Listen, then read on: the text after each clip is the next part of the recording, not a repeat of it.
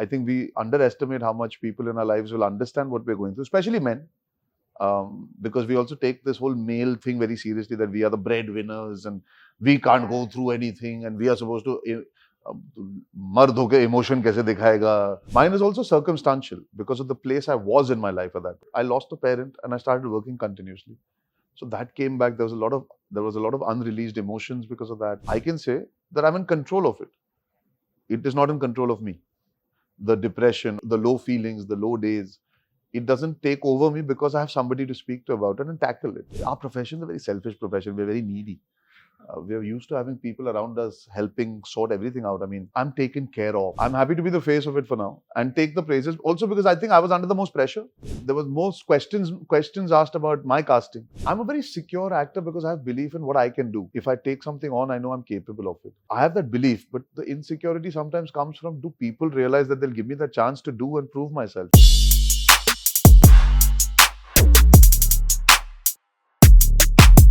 Hi, welcome to Tell Me All. I'm Swati Chopra and today we have with us Arjun Kapoor. Well, we will talk to him about his journey as an actor, but we'll also try to get to know a little bit more about the person behind that actor. Hi Arjun, are you ready to tell me all? Yes, thank you for having me. I shall try to be as spontaneous and as open in my answers to tell you who I am. I think that you've always been in every interview. Be authentic. Some might like you, some might not, but at least you don't have to keep acting and pretending. Yeah, that can be exhausting. Very, at least for me. And to each their own. Some people are more protective and don't like to wear their heart on their sleeve. I think with me, because I'm a very private person, when I do decide to step out, I just feel I should set the record straight on most things. I think I've been misunderstood many times because I've kept it to myself, and my demeanor also tends to make people feel that I'm a very difficult or arrogant person. But if you get to know me, if you speak to me, you'll actually realize when I'm talking, there's an emotionality to me that comes. I feel agar mujhe samajhna chahte ho, mera ek interview dekh lo, you'll kind of understand that I go through the emotional highs and lows like a normal person. In fact, I think it's just the opposite. You're the one person that I always meet, always has so much warmth. Dekho, sun lo bhai, see, I have warmth. I'm serious. Like, I really feel you're somebody who has so much empathy for people around you. I do, but okay, so let me put it this way. When I'm interacting with all of you all, because I've met you again and again and again, there's a certain amount of ease that happens. I think what tends to happen is the first time I meet people, I'm protective of my own emotions, so I don't like to project immediately. So most people get to meet you once in their life and they form an opinion. And then what happens is the opinion becomes somebody's reality and then it's Chinese whisper. Also, I wasn't so warm and forthcoming when I came into the profession because I was going through whatever I was going through. And I didn't realize it would create this visible problem for me in the future where people thought I'm not some warm guy, I'm not some nice guy, I'm this rude, arrogant, brash, abrasive. No, but also I don't smile a lot. It's good I get to clarify that through you. You're saying what you're saying. Everyone, listen to what I have to say. It's an endorsement. Yes, absolutely. Not like you need my endorsement. No. I always feel every time you speak, you never know who's going to watch which interview. You know, you got to do every interview keeping in mind that there is an audience out there that might view you for the first time. So I'm going to take you back to your childhood, like I said in the beginning, right? Tell me, what kind of child were you? Were you this Sida Sada Bacha? Were you this really absolutely naughty boy getting into trouble? Well behaved I was. When I didn't want to trouble my mom, I was very well behaved. I was naughty. I used to like doing all the naughty things. I was a bit of a spoiled brat also. I grew up with my grandparents. We lived in a joint family and there was Sanjay who was there, and my grandparents doted over me. My mom's parents also, my Nana Nani, were obsessed with me. And I got the best of both worlds in that sense. I was studious, but I was not very into studying. So I used to get away by not being the best student because of, I used to behave like a sweet boy and all that. I think once my sister was born and once my parents split up, I became a little more responsible. I just remember my teens, I was much better in my behavior. I lost a bit of interest in education, which perhaps in retrospect, I should have listened to my mother a bit more. Even as a kid, I was obsessed with cinema. So I think that's one thing that I can recall very clearly, that lots of my good memories come from movie and the fact that my father made these movies and I lived on sets. And we traveled the world because there were these world tours so we got to see that side in the first few years that my mom and dad were together. I got to see that side of the world and I was always enamored by being on a film set. Do you remember the first film set you went on? I'm sure it was Roop Ki Rani Choro Ka Raja because my father was making that film when I was about 4 or 5. Mr. India released in 88. I was very young. I remember going to Roop Ki Rani set maybe in the early 90s. And also I was very close to Sanjay. Yeah. And Sanjay was shooting Prem around the same time with Tabu. The house used to be like the film meetings used to happen. Dad used to have Satish uncle who was the director, who I miss so much now. What a wonderful man he was. Baba uncle, who was the cinematographer, Javed Saab was the writer of both the films. So both the films were being made together. So I think for me, Prem and Roop Ki Rani are the two films that formed my childhood years. And if we took you back to, say, your college days, were you like this canteen regular? I didn't attend much of college. No, just like most kids. No, I didn't, and I flunked, which I openly have said. But I didn't really do much of the canteen hanging. I was a bit aloof in that sense. I didn't. All my friends that I have retained are from school, not college. So my college life was very limited, very minimal. I think by then I was very clear I want to make films. I wanted to be a director at that point, and I started assisting on my dad's films as a production runner. For me, that was more exciting than going to college, as bizarre as it sounds. I wouldn't recommend it to anybody. I think, in fact, it's something that you recognize your calling at an early age and you put your energy in that. Yeah, so I would say in retrospect, I would have enjoyed some more experiences to tell you about my experiences. That's the thing. Tell you about the fact that I was on Kalona's set as an experience that you might enjoy, but normal people will be like, yeah, college नहीं गया तो तू assistant बन के making shoot करा था Kalona की उसमें क्या मजा है? So yeah, I did a couple of films with my dad. I assisted on 1 or 2 films, and then college just never happened again after that. You recognize what you wanted to do, and so no regret. And I'm very, very blessed I grew up in this profession. For me, my school became being on a film set, that's so, I guess I'm lucky that way, but in retrospect, yeah, you're never too old to go back to do some stuff. I was going to say that. I've always thought about maybe I should go back and spend maybe a summer doing something. Let's see. Never know. Could be interesting. Never know. Yeah. Arjun, as we're growing up, we always have either this one person or two people or few more maybe who have the maximum influence on our lives, who really form our being, our moral, our cause. When you look back to your growing up days or even till now, right? Who's that person for you who's had so much influence? I think my mom, in all walks of life, in the way I conduct myself, the way I think, the emotionality that you're talking about, the wearing the heart on your sleeve. I don't know any better. My sister doesn't know any better because we are a true... my father's also a very emotional person, and he's somebody who's very out there to help people and be there, and he's got a personality that's larger than life. But if you're talking about value system and influences, it's because we spent a lot of time together. My sister, my mother, and I. We were a unit that was interconnected in many more ways because of the circumstances that had got created. My entire ecosystem was her. My core values come from her. Of course, my personality is a lot like my father in the sense, if you ever interact with him, you'll get a sense that there are certain qualities. But my inherent nature comes from my mother.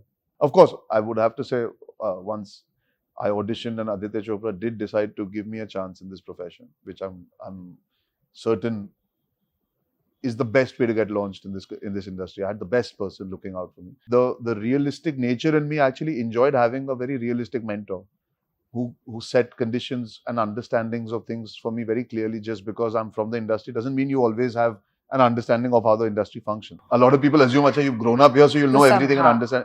You still have to learn on the job, and you need the right people around you to keep you grounded. I really appreciated having an Aditya Chopra around after my first film did well. When Two States did well, when Gunde did well, it kept me in check, and in a good way. He subconsciously made me realize what's the right way to be in terms of the ethics, the morals, the way you carry yourself, conduct yourself. I met your mom once for an interview. Oh, okay. At her office.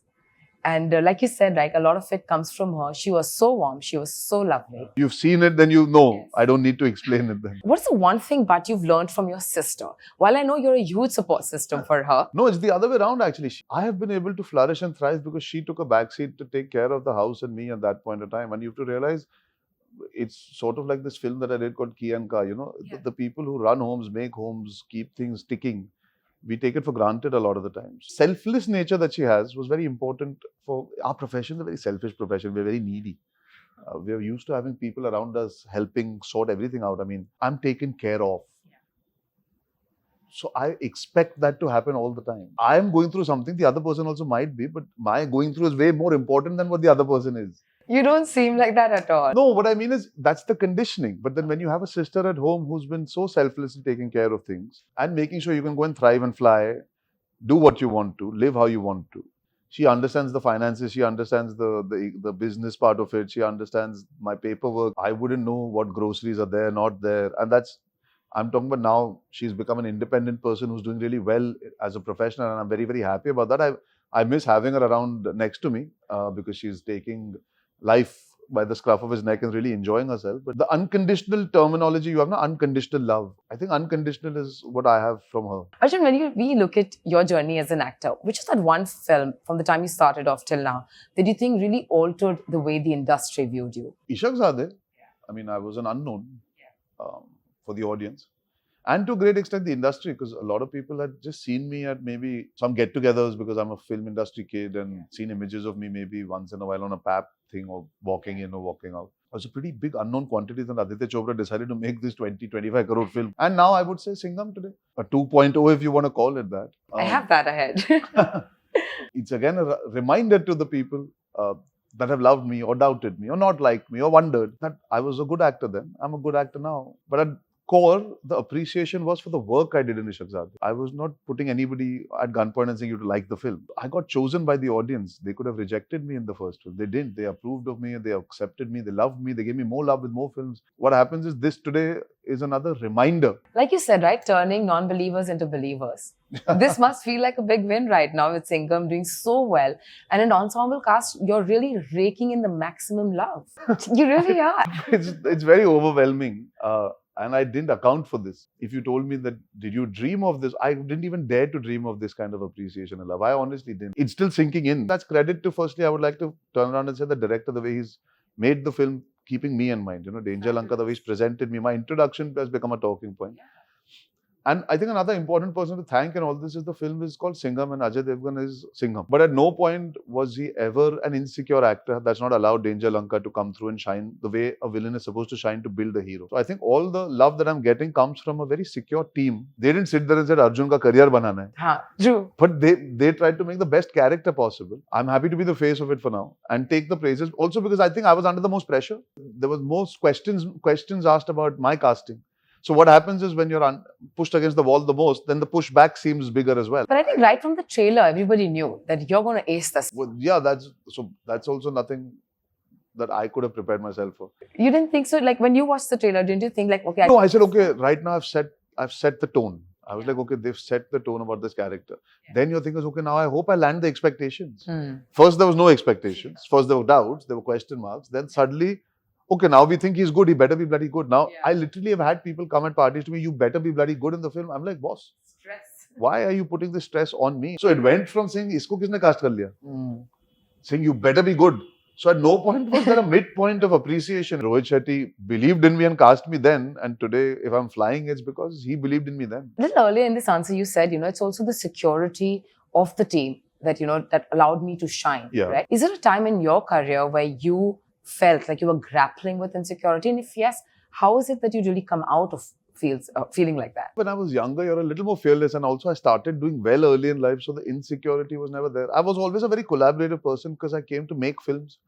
I came to be a director and producer. I became an actor. I ended up doing a Gunde and an Aurangzeb and a Finding Fanny very early in my life, where I was thrown working opposite another hero, Ranveer Singh. We were both pegged in the same frame as brothers, literally. I did a Kihanka with an established superstar at that time. Finding Fanny I was one of the actors in an ensemble of amazing actors. I am secure about what I do. That's not to say that I don't get insecure. Right. But when people push you towards insecurity, it's different. And those moments happen because people plant that in your head. Sometimes, and by people, I mean you read something, you watch, people say something about you, he's not as good as this or that. So what happens is you get stuck in the rut of the comparison and you try and push yourself to prove versus doing what's authentically you. I'm a very secure actor because I have belief in what I can do. If I take something on, I know I'm capable of it. I have that belief, but the insecurity sometimes comes from, do people realize that they'll give me the chance to do and prove myself? That is the insecurity. I think Singham Again just turned out to be that thing to really play my insecurity out and say, you know what, I'm going to use that insecurity and just really work my way through it and build towards being the best version of myself and let the insecurities go out of the window and really have fun. I must have had fleeting moments, even I must have had it in the last 15-20 days, insecurities. Sure. But what if this doesn't pan out? What if people don't like me? But I'm not that person that compares myself to others. That's the other thing that I don't enjoy. It's a competition with yourself to do better. Competitive person. I want to improve. The thing is, it's a collaborative profession. Yeah.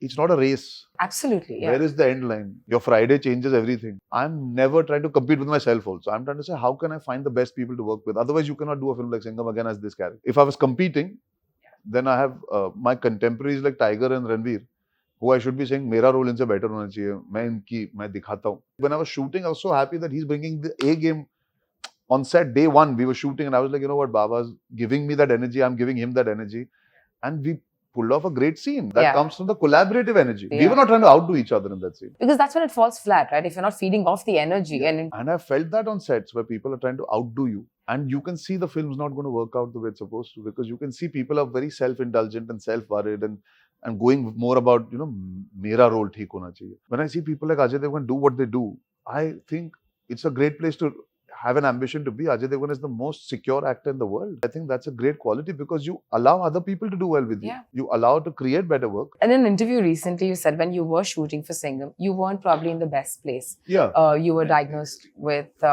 mild depression, but as an actor, you can't really take a sick day or a mental health day. You need to show up. You need to turn up and give it your best, right? Because there are people depending on you.